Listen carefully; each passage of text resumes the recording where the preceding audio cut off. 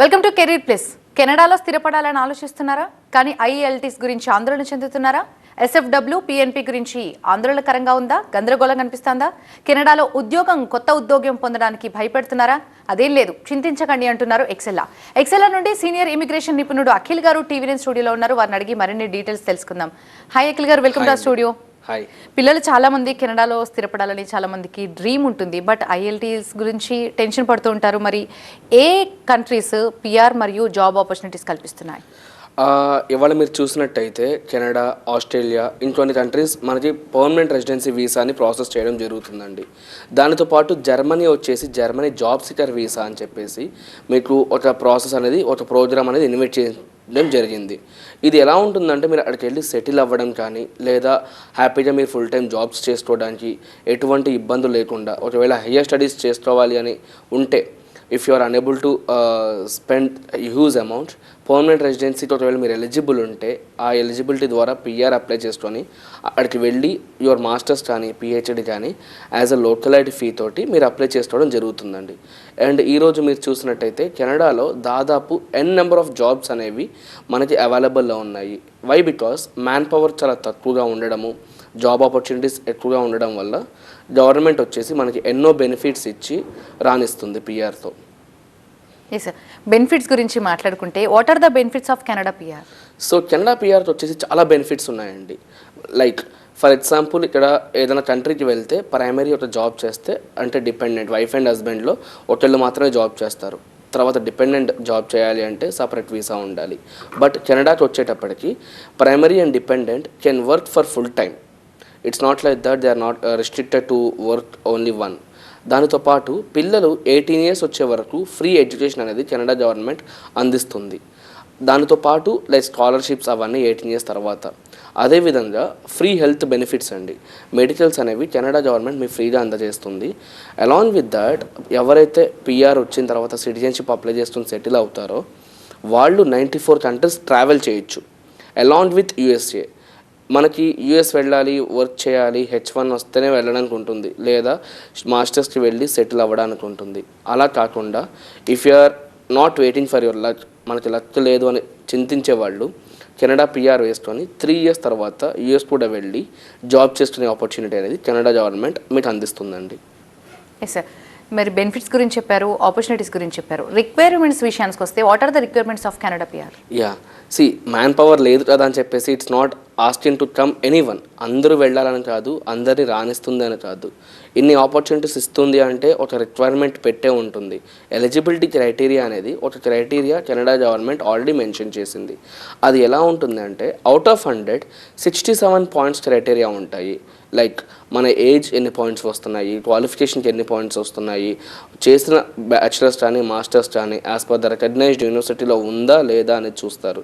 దాని తర్వాత minimum 2 years recognised experience, work experience ఏముంది, అదేవిధంగా మీకు ఇంగ్లీష్ ఎంత వచ్చు, ఐఎల్స్ గురించి ఇవన్నీ చెక్ చేసి అవుట్ ఆఫ్ 100 మీరు 67 pointsకి ఎలిజిబుల్ అవుతున్నారా లేదా చూసి if you're eligible then you can start your process today itself. IELTS గురించి మాట్లాడుకుంటే చాలామంది భయపడిపోతూ ఉంటారు, గందరగోళంగా గురవుతుంటారు. గందరగోళానికి నిజానికి ఇది అంత టఫ్ అంటారా? ఐఎల్స్ అనేది లైక్ 10 మంది చుట్టూరు చెప్తున్నారు ఈరోజు ఇట్స్ చాలా టఫ్ అండి, రాయడం అవ్వట్లేదు, మాకు స్కోర్స్ రావట్లేదు, అసలు మా వల్ల అవుతుందా అనేది. అసలు ఎందుకు భయపడుతున్నారో తెలీదు. IELTS is the one which is a simple English exam. మీరు డైలీ రొటీన్ లైఫ్లో యూజ్ చేసేదే. ఎలా మాట్లాడుతున్నారు, హౌ యూ స్పీక్, ఎలా రాస్తున్నారు, హౌ యూ రైట్, ఎలా చదువుతున్నారు, హౌ యూ రీడ్, ఎలా వింటున్నారు, హౌ యూ లిజన్. ఈ 4 modules అండి, లిజనింగ్, స్పీకింగ్, రీడింగ్, రైటింగ్. ఈ 4 modules మీకు ఇంత బ్యాండ్ రావాలి అని ఉంటుంది. ఇప్పుడు ఫర్ ఎగ్జాంపుల్ మీరు ఏదైనా ఆఫీస్లో వర్క్ చేస్తున్నప్పుడు ఒక మెయిల్ రిప్లై ఇవ్వడమో లేకపోతే మీ పై అథారిటీస్కి మెయిల్ రాయడమో చేస్తారు. వాట్సాప్లో మెసేజ్లు పెడుతున్నట్టయితే మీరు చెయ్యరు కదా. So you use all the punctuation marks, you use all the ఒక ప్రొఫెషనల్ మెయిల్ పెడతారు. అదే మెయిల్ పెట్టేదేదో మీకు ఇక్కడ ఇచ్చిన కంటెంట్ మీద మాట్లాడండి, రాయండి, సరిపోతుంది. లేకపోతే మీరు సెమినార్స్ ఇస్తూ ఉంటారు, లేకపోతే you attend lot of meetings. So ఆ మీటింగ్స్ అటెండ్ అవుతున్నప్పుడు అవతల వాళ్ళు అడిగే క్వశ్చన్స్కి మీరు ఆన్సర్ చేస్తున్నారు అంటే you are able to listen or speak, which is very simple and easy. దానికి ఎలా అంటే మన ఎక్సెల్ వాళ్ళు 1 మంత్ ఫుల్ ఫ్లెడ్జ్ ట్రైనింగ్ ఇస్తారు. ప్రతి ఒక్క వీక్ ఒక మాడ్యూల్ కంప్లీట్ చేసి దాని తర్వాత ఆ మాడ్యూల్స్ని బేస్ చేసుకొని మీకు ఎగ్జామ్ అనేది పెడతారు, which is called as mock exams. Based on those mock exams, we'll decide whether we need to suggest you to move forward and book a slot and write exam. లేదు మళ్ళీ మీకు training కావాలి అంటే దాన్ని base చేసుకొని మళ్ళీ training support అనేది HLI వాళ్ళు ఇస్తారు. And finally what HLI is looking is, మన దగ్గర ఎవరైతే ట్రైనింగ్ వస్తారో వాళ్ళు ఒకసారి రాస్తే చాలు, రెండోసారి మళ్ళీ అమౌంట్ వేస్ట్ చేసుకునే ఇది లేకుండా ప్రిపరేషన్ అనేది మన సైడ్ నుంచి హెల్ప్ చేస్తారు. ట్రైనింగ్ అంటున్నారు, ఎలాంటి ట్రైనింగ్ ఇవ్వబడుతుంది స్టూడెంట్స్కి? ఐఎల్స్కి ప్రిపేర్ అయ్యే వాళ్ళకి ఎక్సెల్ నుంచి ఎట్లాంటి సపోర్ట్ ఉంటుంది, ఎట్లాంటి మోటివేషన్ ఉంటుంది? Support in the sense it's not like that వచ్చామా 1 మంత్ ట్రైనింగ్ ఇచ్చేసి వెళ్ళిపోయామని కాకుండా అక్కడ స్టూడెంట్ ఎక్కడ ల్యాక్ అవుతున్నారు దాన్ని బేస్ చేసుకొని ఆ పాయింట్లో మన వాళ్ళు షార్ప్ చేయడానికి ట్రై చేస్తారు. 4 వీక్స్ 4 మాడ్యూల్స్ వెళ్ళిపోతూ ఉంటాయి, మండే టు ఫ్రైడే.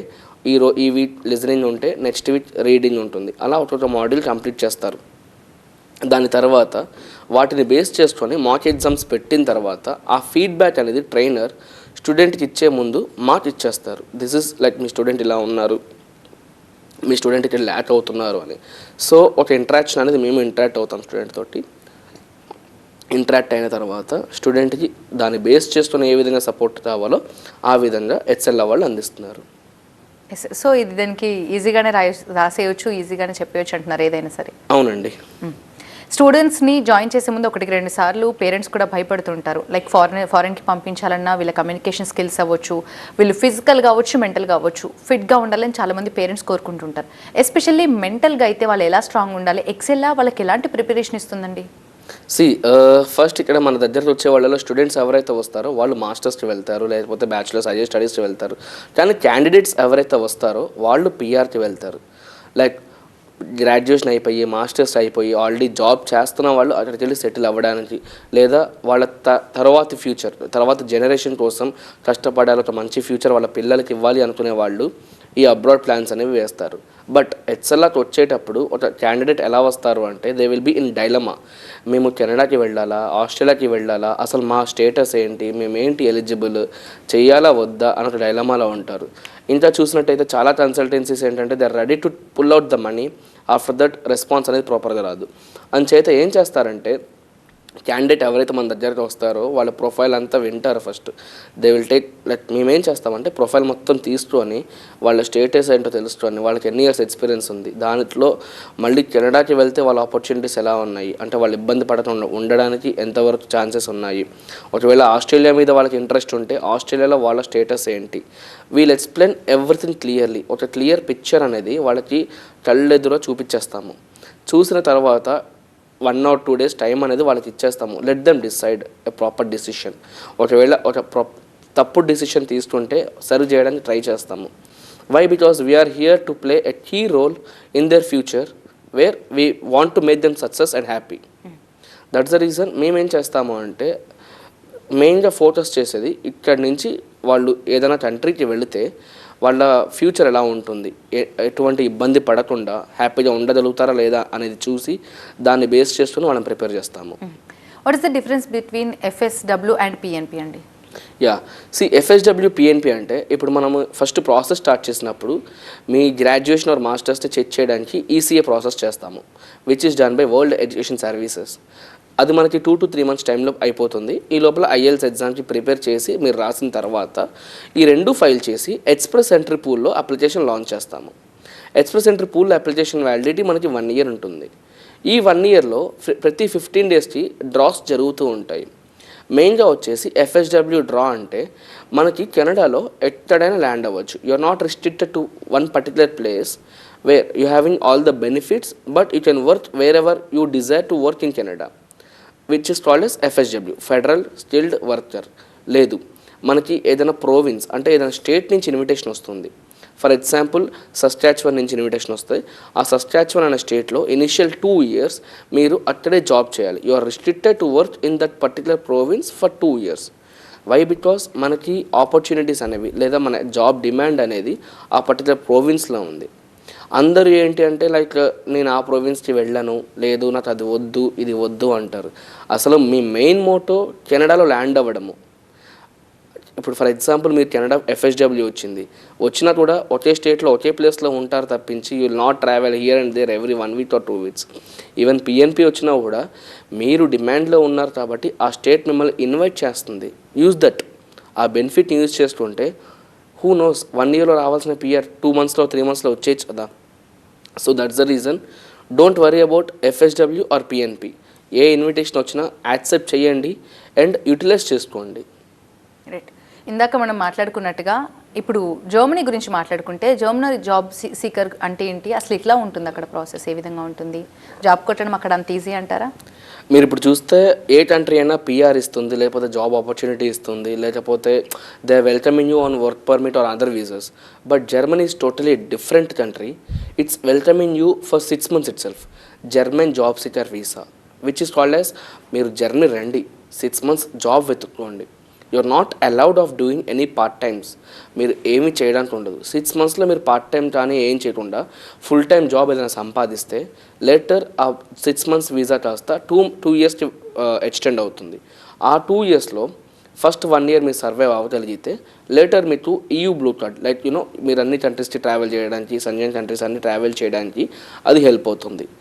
దీని రిక్వైర్మెంట్స్ ఎలా ఉంటాయి అంటే, మీరు స్టెమ్ బ్యాక్గ్రౌండ్ చేసి ఉండాలి. సైన్స్, టెక్నాలజీ, ఇంజనీరింగ్, మ్యాథమెటిక్స్ ఈ బ్యాక్గ్రౌండ్ ఎవరైనా చేసి ఉండి దానితో పాటు ఒక 3 to 5 years of experience, relevant experience. For example BTech చేసి సాఫ్ట్వేర్ జాబ్ చేస్తే ఫైన్, బట్ బీటెక్ చేసిన వాళ్ళు చాలామంది కాల్ సెంటర్ జాబ్స్ అని లేకపోతే నాన్ రిలవెంట్ జాబ్స్ చేస్తున్నారు, ఇర్రిలవెంట్ జాబ్స్. సో అలా కాకుండా మీరు చేసిన క్వాలిఫికేషన్ ఏదైతే ఉందో దాని రిలవెంట్ ఎక్స్పీరియన్స్ అనేది ఉంటే then you're eligible for processing German job seeker visa. ఇక్కడ మీ ఏజ్ క్రైటీరియా ఎవరు సరిగ్గా చూడరు. It's not mandatory. But German language అనేది ఉంటే మంచిది. Though it is not mandatory. మీకు జర్మన్ లాంగ్వేజ్ అనేది ఉంటే అట్లీస్ట్ మినిమం బేసిక్స్ తెలిసి ఉంటే మీరు సర్వైవ్ అవ్వడానికి చాలా హెల్ప్ అవుతుంది. వీసా ప్రాసెసింగ్ టైం మనకి 2 to 3 months పడితే అక్కడ మీరు సర్వే అవ్వడానికి 6 months ఉంటుంది. సో వీసా వచ్చిన తర్వాత ఇమీడియట్గా మీరు ఫ్లై అయిపోవాలి. Yes sir. Post landing services గురించి చెప్పండి. పోస్ట్ ల్యాండింగ్ సర్వీసెస్ అంటే మనకి ఇక్కడ HLR ద్వారా ఎవరైతే కెనడాకి PR ప్రాసెస్ చేస్తారో వాళ్ళకి ల్యాండ్ అయిన తర్వాత ఈచ్ అండ్ ఎవ్రీథింగ్ వాళ్ళకి రిక్వైర్మెంట్స్ ఏమున్నాయో అవన్నీ మన వాళ్ళు చూస్తుంటారు. ఫర్ ఎగ్జాంపుల్ మీకు ఏమీ తెలియదు, ఇందాక మీరు అన్నారు భయపడతారు లేకపోతే మెంటల్గా వరి ఉంటారని. సో వాళ్ళకి ఏంటంటే పోస్ట్ ల్యాండింగ్ సర్వీసెస్ ద్వారా మీకు అకామిడేషన్ చూపించడం కానీ లేకపోతే ఎయిర్పోర్ట్ పికప్ అండ్ డ్రాప్ అవ్వనివ్వండి, లేదా మేము జాబ్ ఇంటర్వ్యూస్ ఇచ్చినప్పుడు మీరు ఒకవేళ తీసుకోలేకపోతే అక్కడికి వెళ్ళిన తర్వాత face to face job interviews ఇవ్వడానికి మన వాళ్ళు హెల్ప్ చేస్తారు. అదేవిధంగా ఎయిర్పోర్ట్లో మీకు కావాల్సిన ఫార్మాలిటీస్ అన్నీ వాళ్ళు హెల్ప్ చేస్తారు, కరెన్సీ అవనివ్వండి, each and everything. Why? Because Canada మొత్తంలో మనకి ఒక సపోర్ట్ అనేది ఉంటుంది కదా. అక్కడ ఏంటి అంటే మీకు ఇన్విటేషన్ వచ్చిన తర్వాత 6 months టైం ఉంటుంది. ఈ 6 monthsలో మీ బడ్జెట్ ఫ్రెండ్లీలోనే అకామిడేషన్ అనేది సెర్చ్ చేసి పెడతారు. ఇంకా ఏవైతే అవసరం ఉంటాయో అవన్నీ పోస్ట్ ల్యాండింగ్ సర్వీసెస్లో మీకు కవర్ చేయడం జరుగుతుందండి. కెనడాలో జాబ్ గురించి మాట్లాడుకోవాల్సి వస్తే కెనడాలో జాబ్ మార్కెట్స్ ఎలా ఉన్నాయండి? Yeah, coming to job opportunities, ఈరోజు మీరు ఇక్కడ ఇండియాలోనే చూడండి, ఒక కంపెనీలో ఏదైనా ఆపర్చునిటీస్ ఉన్నాయి అంటే if there is no man power, ఇంకా ఎక్కువ ఆఫర్స్ ఇచ్చి కానీ లేకపోతే ఎక్కువ శాలరీ, డబుల్ ద శాలరీ ఇచ్చి కానీ ఒక కంపెనీ మిమ్మల్ని హైర్ చేసుకుంటుంది. కెనడా ఈరోజు అన్ని సోషల్ బెనిఫిట్స్ ఇచ్చి మిమ్మల్ని ఇన్వైట్ చేస్తుంది అంటే మ్యాన్ పవర్ లేదు. కోవిడ్ వచ్చి అది అయిపోవడం కూడా 2 years అవుతుంది. ఈ రోజు వరకు చాలా కంట్రీస్లో సాఫ్ట్వేర్ జాబ్స్ అవనివ్వండి, health care professionals, agriculture professionals, teachers, doctors, ఏ ప్రొఫెషన్ అయినా చాలా చోట్ల ల్యాక్ ఆఫ్ మ్యాన్ పవర్. ఎన్ని జాబ్స్ అంటే ఇట్స్ లైక్ మనం ఈరోజు అప్లై చేస్తే వితిన్ 6 months PR వచ్చి హ్యాపీగా జాబ్ చేసుకునే ఆపర్చునిటీ అనేది కెనడా గవర్నమెంట్ ఇస్తుంది. కోవిడ్లో ఎంతోమంది జాబ్లు పోయిన వాళ్ళు ఉన్నారు. దాని తర్వాత ఆ జాబ్స్ ఎప్పటికీ కవర్ అవ్వలేదు.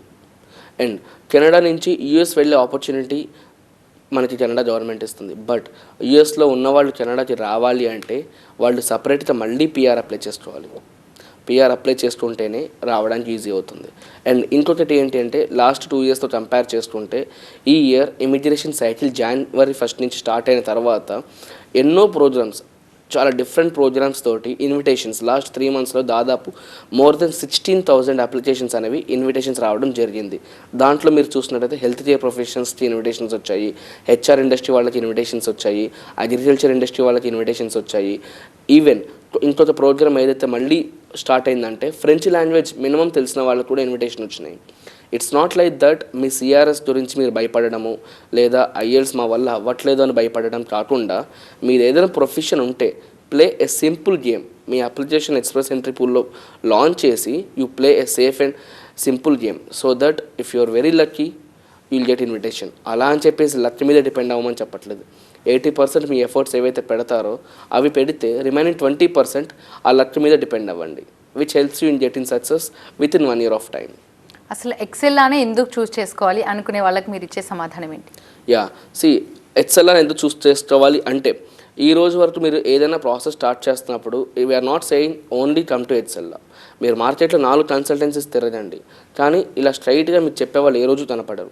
ఇప్పుడు CRS comprehensive ranking system, out of 1200 points 600 points me profile మీద ఉంటే రిమైనింగ్ 600 పాయింట్స్ మీకు ఏదైనా ఇన్విటేషన్ వచ్చినప్పుడు కానీ జాబ్ ఆఫర్ వచ్చినప్పుడు కానీ పాయింట్స్ అనేవి ఇంక్రీజ్ అవ్వడం జరుగుతుంది. మరి ఆ సిఆర్ఎస్ పాయింట్స్ గురించి మీరు అందరూ భయపడుతున్నారు కదా, సిఆర్ఎస్ గురించి భయపడకుండా దానికి ఎలా ఇంక్రీజ్ చేసుకోవాలి, దానికి ఆల్టర్నేటివ్ ఏముంది, డిఫరెంట్ ప్రోగ్రామ్స్ అనేవి ఎక్స్ప్లోర్ చేసి ఎండ్ ఆఫ్ ద డే మీకు సక్సెస్ తెప్పించడం our main motto. Why? Because ఒక 10 అప్లికేషన్స్ ఉన్నాయి, అవి ప్రాసెస్ చేస్తున్నాము, అది ఒక బర్డెన్. ఇంకా 10 అప్లికేషన్స్ వస్తున్నాయి కదా అని చెప్పేసి అవి తీసేసుకొని బర్డెన్ పెంచుకోకుండా వచ్చినట్టు కంప్లీట్ చేసుకొని we want to be in a safe zone where ఈ రోజు వరకు we can proudly say that who came to excel didn't went back with a sad face. They are happy and left us with a smile face. Processing application ప్రాసెసింగ్లో మీరు ఒక క్యాండిడేట్కి ఎంతవరకు help చేయగలుగుతారు? ఎలా ఉంటుంది మీ హెల్ప్ అనేది? ఇక్కడ ఎక్సెల్ఆర్ ఏం చేస్తారు అంటే ఎవరైతే వస్తారో ఫస్ట్ వాళ్ళ ప్రొఫైల్ ఎవాల్యుయేషన్ చేస్తాము. Evaluation in the sense which gives you a clear picture inside Canada. అసలు మీ స్టేటస్ ఏంటి, మీరు ఏంటి అని చెప్పేది దాని ఎవాల్యుయేషన్ అంటారు. ఎప్పుడైతే ఎక్సెల్ఆర్ వాళ్ళతో టైఅప్ అవుతారో లైక్ స్టార్ట్ చేస్తారో ప్రాసెస్, అప్పుడు ఒక డెడికేటెడ్ కేస్ ఆఫీసర్ని అసైన్ చేయడం జరుగుతుంది. ఆ dedicated case officer proper follow up తోటి చాలా పేషెంట్స్ తోటి మీకు స్టేజ్ 1 ఈసీఏ ప్రాసెస్ స్టార్ట్ చేసి అక్కడి నుంచి end of the day invitation వచ్చే వరకు ప్రాసెస్ అనేది చేస్తూ ఉంటారు. అలా అని చెప్పేసి 4 స్టేజెస్లో చాలా సర్వీసెస్ అవసరం ఉంటాయి. ఐఎల్టీస్ ట్రైనింగ్ కేస్ ఆఫీసర్ ఇవ్వడం కాకుండా ట్రైనర్ని అసైన్ చేస్తాము, విచ్ మీన్స్ ఇక్కడ ఫస్ట్ స్టేజ్లో కేస్ ఆఫీసర్తో పాటు ట్రైనర్ అసైన్ అయ్యారు. ట్రైనర్తో మీ పని అయిపోయిన తర్వాత మీకు express entry pool application launch చేసిన తర్వాత ఇన్విటేషన్ వచ్చిన తర్వాత మీకు కావాల్సింది జాబ్ మార్కెటింగ్. సో అక్కడ ఏంటి అంటే Excel is the one who gives you assured job assistance, but we're not promising you assured job. ఎందుకు అంటే కొంతమంది బ్లేమ్ ప్రామిసెస్ ఇస్తారు, మేము జాబ్ ఇస్తాము అని. అలా కాదండి, జాబ్ ఇంటర్వ్యూస్ చూపిస్తాము. సో అక్కడ ఇంకొకరు యాడ్ అవుతారు. అంటే మా ప్రాసెస్ టీమ్ నుంచి మీ రెజ్యూమే రీరైట్ చేసి మీ రెజ్యూమేని as per the Canadian standards build చేసి మీకు జాబ్ ఇంటర్వ్యూస్ అనేవి హెల్ప్ చేయడం జరుగుతుంది. అది 3 to 6 months వరకు సర్వీస్ ఉంటుంది. ఇక్కడ ఒక అప్లికేషన్ మీరు చూసినట్టయితే ఎక్సెల్లో దాదాపు 3 to 5 members ఇన్వాల్వ్ అయి చేస్తారు.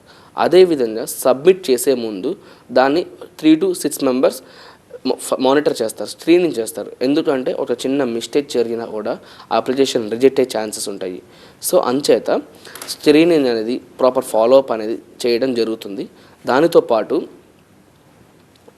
ప్రాపర్ ఫాలోఅప్ ఎందుకు అంటున్నానంటే for example you will be busy with your stuff. So అంచేత మేమేం చేస్తామంటే మాకు 1 week కావాల్సిన డాక్యుమెంట్ కూడా మేము ఈరోజే అడిగి పెట్టేసుకుంటాము. సబ్మిషన్ టైంలో end of the day submit button press చేసే ముందు will show you everything, we're submitting this, if everything is fine we can proceed. So ఈ విధంగా హెల్ప్ చేస్తామండి. సక్సెస్ స్టోరీస్ ఎక్సెల్ ఇమిగ్రేషన్ సర్వీసెస్లో సక్సెస్ స్టోరీస్ గురించి.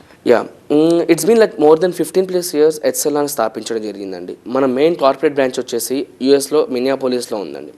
Okay, Excel Education Group LLC.